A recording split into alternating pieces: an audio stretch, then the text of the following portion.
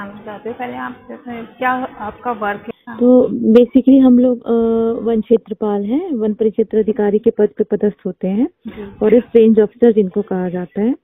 और हमारा काम होता है वन सुरक्षा, वन्य प्राणियों की सुरक्षा और उनका संरक्षण करना, है ना। तो वनों की सुरक्षा में वन, लकड़ी, जितने भी पेड़ हैं जो भी वनों में हैं, और साथ ही वन्य प्राणी जो भी हमारे कार्निवोर है, मांसाहारी, शाकाहारी, इन सभी की सुरक्षा, उनका संरक्षण करना, उनकी देखभाल, रेस्क्यू ऑपरेशंस करना।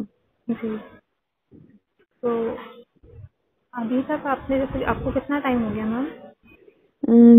मुझे यहाँ आए हुए मतलब मुझे नौकरी में 13 साल हो गए हैं। तो मैम इन 13 साल में आप ये एक्सपीरियंस कैसे रहे एज ए फॉरेस्ट ऑफिसर की? आपको क्या क्या चैलेंजेस फेस करने पड़े? सबसे पहला जो मुद्दा आता है वो चैलेंजेस, जो कि बहुत चैलेंजिंग है, वो है वनों की सुरक्षा, क्योंकि वन एक खुला खजाना है। सभी को वन बहुत सुविधाप्रद लगता है। किसी को लकड़ी लानी है, किसी को अवैध कटाई करनी है, किसी को वन्य प्राणियों का शिकार करके कुछ बेच करके पैसे कमाने हैं, किसी को मतलब समझ लो बाघ हो गया या फिर चीता हो गया तो उनको मार करके अंधविश्वास के चक्कर में और जल्दीबाजी के चक्कर में, जल्दीबाजी मतलब जल्दी में सफल होने के चक्कर में, अंधविश्वास के चक्कर में बाघ को या फिर लेपर्ड को मार करके उनके पंजों से, उनके मूंछों से धन वर्षा करा करके, इस तरह की जो होती है ना अंधविश्वास वाली चीजें, हाँ, इनके माध्यम से या फिर तस्करी करके उनकी इनकी खाल। मेन है हमारे लिए वन। सबसे पहले जो हमारा दायित्व हो जाता है वो है वन सुरक्षा, वन्य प्राणियों की सुरक्षा। उसके बाद वनों की सुरक्षा के अलावा अब चूंकि हमारा काम सुरक्षा संरक्षण की जब हम बात करते हैं तो संरक्षण अपने आप में एक ज्यादा विस्तारित या फिर वाइडर वे में हम कहें तो संरक्षण मतलब सुरक्षा एज वेल एज उनकी वृद्धि, उनको संरक्षण मतलब कि उनकी वृद्धि करना, उनका नेक्स्ट जनरेशन के लिए या उनको सस्टेनेबल वे में उनकी ग्रोथ को भी मेंटेन करना। जब हम संरक्षण की बात करते हैं तो सुरक्षा में तो चलिए हमने सुरक्षा कर ली, 24 घंटे हम घूम रहे हैं, हमारी पेट्रोलिंग चलते हैं, हमारे पेट्रोलिंग कैंप्स होते हैं। तब हमको पेट्रोलिंग कैंप मतलब कि कई बार होता है कि हमको रात्रि में भी गश्ती करनी है। जैसे कि इसके पहले 2022 की बात है। अच्छा, झिरपा जो है सतपुड़ा नेशनल पार्क से लगा हुआ बफर क्षेत्र का एरिया है, वहां से एक टाइग्रेस का मूवमेंट था। वो टाइग्रेस झिरपा के गाँव में, चावल पानी गाँव में आकर घूम रही थी और वहां पर पानी पिया करती थी वो, क्योंकि उस गांव में बहुत सारे तालाब है, छोटे छोटे गांव में। तो वहां पर एक जो ग्रामीण था वो अंधविश्वास के चक्कर में, उस ग्रामीण ने धन वर्षा करवाने के चक्कर में वो किसी बैगा के चक्कर में आ गया और उसने उस टाइग्रेस को करंट मार करके शिकार कर लिया। इसकी खबर हमारे विभाग को लगी तो हम लोगों ने 4 दिनों तक लगातार नाइट में पेट्रोलिंग करके और हमारे ही स्टाफ के बीच में से 2 स्टाफ जो बैगा का रूप बना करके गए कि हम धन वर्षा करवा लेंगे और ये वो, इस तरह की उन्होंने इस तरह का उस ग्रामीण को झांसा दिया। और वो ग्रामीण ने एक्चुअली दिखाया कि उसने, क्योंकि पहले तो सिर्फ खबर थी कि उसने मारा है, उसने एक्चुअली दिखाया कि उसके पास खाल है, उसके पंजे हैं, उसके दांत हैं, उसका सब कुछ, उसने सही में मारा था उसको। फिर फाइनली 4-5 दिनों की कड़ी मेहनत के बाद रात भर हमारा स्टाफ जंगलों के आसपास लगा होता था। ये मेरे रेंज की कहानी नहीं है, लेकिन दूसरे रेंज की कहानी है।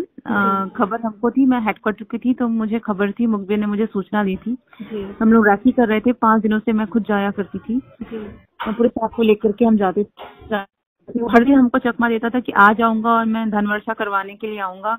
धन वर्षा करवाने के लिए मतलब हमारे बैगा हमारे बीच से थे, तो आज हम लोग यहाँ पर मिलेंगे और धन वर्षा करवाएंगे और यहाँ पर मैं सामान लेकर के आऊंगा। फाइनली लास्ट डे में हमको उसने कुछ चीजें दी और हमने उसको पकड़ा, और पर उसने खाल नहीं दी थी। और फिर at the end of the day हम पूरा स्टाफ लेकर के गए, ना सिर्फ मेरे रेंज का, 2-3 और रेंज का, पूरे गांव में हमने तलाशी ली।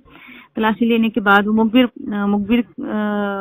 की सूचना के आधार पर वो जो अपराधी था वो भाग गया था जगह से, तो हमको खाल नहीं मिली। फिर हमने उसको लोकेशन उसका ट्रैक किया जीपीएस से, मोबाइल से, एसपी ऑफिस में कंट्रोल रूम में खबर करके, और उसकी लोकेशन निकाली। 2 दिन के बाद अपराधी पकड़ा गया। फिर खाल भी धीरे से रिट्राइव की हमने। ऐसे ही एक केस सैंडबोआ का था। सैंडबोआ का केस मैंने परासिया रेंज में प्रभार में अपने रहते हुए पकड़ा था। उसमें भी हमने लगभग 3 तक लगातार पेट्रोलिंग की थी। बहुत ही अच्छे घरों के 4 लड़कों के बीच में एक व्यक्ति ने सौदा किया हुआ था कि सैंडबोआ से जो मिलने वाली कोई औषधि होती है उससे उसके पिताजी का पैरालिसिस खत्म हो जाएगा, कुछ जादू टोना और उपाय करके, तंत्र विद्या से। तो सैंडबोआ को भी वो काफी महंगे में बेच रहा था। सैंडबोआ छोटा सा उसने बच्चा, दुमुहा सांप कहते हैं उसको, दुमुहा सांप इधर महाराष्ट्र, नागपुर और छिंदवाड़ा के बेल्ट में काफी बहुतायत में ये मिलता है। और फार्मर फ्रेंडली ये दुमुहा सांप मतलब कि कृषक मित्र ये सांप है, तो किसी तरीके का कोई नुकसान नहीं पहुंचाता, बिल्कुल जहरीला नहीं है सांप। इसको भी लेकर के हमने काफी रैकी की और पेट्रोलिंग की, और उसके बाद फाइनली हमको लास्ट में सैंडबोआ, हमने उसको पकड़ा, सैंडबोआ के साथ उस अपराधी को पकड़ा, कोर्ट में केस दिया। ऐसे ही एक केस लेपर्ड वाला भी था, उसमें भी हमने काफी मेहनत की। ऐसे ही हमारे यहाँ, और चूंकि मेरा रेंज जो है कॉरिडोर एरिया में पड़ता है, हमारा पूरा छिंदवाड़ा जो डिवीजन है वो कॉरिडोर बेल्ट में आता है। कॉरिडोर बेल्ट वो बेल्ट होता है जहाँ 2 नेशनल पार्कों के बीच में 2 नेशनल पार्क के बीच में जो बसा हुआ हो, जहाँ से टाइगर का मूवमेंट होता है, मतलब टाइगर इस नेशनल पार्क से उस नेशनल पार्क मूव करके जाएगा। This is the corridor area. तो कॉरिडोर एरिया में प्रॉब्लम्स ये रहती है कि अगर बीच में कोई ब्लैंक एरिया आ रहा है, उसको जंगल नहीं मिल रहा है, जहाँ पर वृक्षारोपण नहीं है, तो वो मूव नहीं कर पाता, वो बीच में अटक जाता है। फिर वो अर्बन एरिया में आने लगता है शिकार के लिए, क्योंकि उसको जंगलों की सघनता चाहिए मूवमेंट के लिए ना, वो यहाँ से वहां जाएगा। अगर वो विरल में आ जाएगा तो लोगों की नजर में आ जाएगा, और वो उसके लिए कठिन स्थिति हो जाएगी टाइगर के लिए। तो ऐसी ब्लैंक एरियाज को आइडेंटिफाई करके वहां वृक्षारोपण करवाना, वृक्षारोपण को सफल बनाना, वन की सुरक्षा नहीं बरकरार रखते हैं तो वन्य प्राणियों की जो ये जैसा कि आप संख्या दिन पर दिन आप देख रहे हैं मध्य प्रदेश में बढ़ती जा रही है, बाघों की आज की डेट में संख्या बढ़ी हुई है, लेपर्ड की संख्या बढ़ी हुई है। तो इसका कारण न सिर्फ वन्य प्राणियों की सुरक्षा है, वनों की भी सुरक्षा है, क्योंकि जैसे जैसे हम वनों की सुरक्षा कर रहे हैं, वृक्षारोपण की सुरक्षा कर रहे हैं, वृक्षारोपण का काफी ज्यादा प्रेशर होता है। 80% सर्वाइवल हमको देना होता है वृक्षारोपण का। अगर 80% सर्वाइवल नहीं है तो हम वनों के जो अधिकारी हैं या फिर वनों के स्टाफ है, जो छोटा स्टाफ है, हमसे इसकी वसूली हो जाएगी हमारी तनख्वाह से कि भाई कम है ये, तो इससे वसूली की जाए। ऐसे ही जब वनों में कटाई होती है तो अगर अवैध और उसके अपराधी को हम नहीं पकड़ पाते हैं तब भी उसके अधिकारी कर्मचारियों से हमारी तनख्वाह से उसकी वसूली होती है। तो न सिर्फ हम जान जोखिम में अपनी डाल करके वनों की रक्षा करते हैं, बल्कि अपने वेतन से भी कटौती करवा करके वनों की रक्षा करते हैं। ये एक बहुत बड़ा मुद्दा है। नेटवर्क प्रॉब्लम आ रही है ऐसे जंगल में, तो जहाँ आप जाती होंगी मोस्टली नेटवर्क होता ही नहीं होगा। ऐसी कंडीशन में अगर आपने कभी कोई ऐसा चैलेंज फेस किया जिसमें आपको लगा कि काश मेरे पास मोबाइल होता या नेटवर्क होता? ऐसा तो कुछ नहीं लगा, क्योंकि हम लोग जनरली तैयारी से जाते हैं। अच्छा। और हाँ, ऐसा कभी, बल्कि कई बार ऐसा होता है कि हमको बड़ा अच्छा लगता है कि नेटवर्क नहीं है तो नेताओं के फोन नहीं आते। कई बार किसी अपराधी को आपने पकड़ लिया और फिर लगातार आपके मोबाइल में लोगों के कॉल आने लगे कि अभी इसको छोड़ना है, प्रेशर आता है जो अच्छा हो जाता है।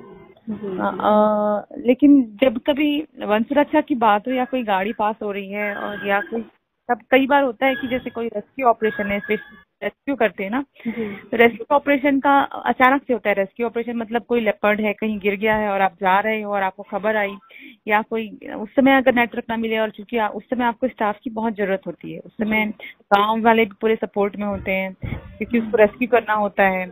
कोई कुंवर गिर गई है नदी में या कुछ हो गया या कोई लेपर्ड गिर गया है, तब अगर नेटवर्क नहीं काम करता होता है तो बहुत दयनीय स्थिति होती है कि हम बुलाएं कैसे या स्टाफ हमको कैसे खबर करे। फिर वो किसी पर्टिकुलर लोकेशन पर जाएगा, वहां पर उसको नेटवर्क मिलेगा, तो विलंब की स्थिति होती है। पर अभी तक फिलहाल मेरे साथ ऐसी कोई कंडीशन नहीं आई कि विलंब हुआ है, परंतु असफलता नहीं मिली है।